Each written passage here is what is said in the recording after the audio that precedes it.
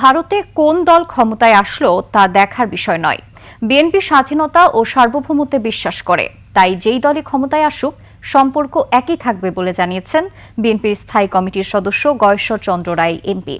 রাজধানীর জিয়া উদ্যানে ঢাকা জেলা বিএনপির পক্ষ থেকে শহীদ রাষ্ট্রপতি জিয়াউর রহমান ও সাবেক প্রধানমন্ত্রী বেগম খালেদা জিয়ার সমাধিস্থলে শ্রদ্ধা নিবেদন করে একথা বলেন তিনি বলেন, ভারতের জনগণ তাদের পছন্দ অনুযায়ী ভোট দিয়ে নেতা নির্বাচন করেছে।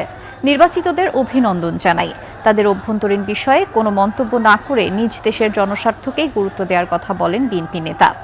সরকার নানা সংকটের মধ্যে দেশের দায়িত্ব নিয়েছে। এই চ্যালেঞ্জ মোকাবিলা করে দেশের সুদিন ফিরিয়ে আনা হবে বলে জানান গয়েশ্বর। ভারতে কোন রাজ্য অথবা কেন্দ্রে কোন দল ক্ষমতা আসলো, কোন দল ক্ষমতা আসলো না, এটা নিয়ে কিন্তু আমরা ভাবি। এটা তাদের আভ্যন্তরীণ ব্যাপার। ভারতের জনগণ তাদের ভোটের মাধ্যমে তারা সিদ্ধান্ত নেয়। যদিও আমাদের দেশে ভোটে রাজনীতিতে বহুমাত্রিক বহু দেশের নানা ধরনের ভাবনাও থাকে, চাপও থাকে।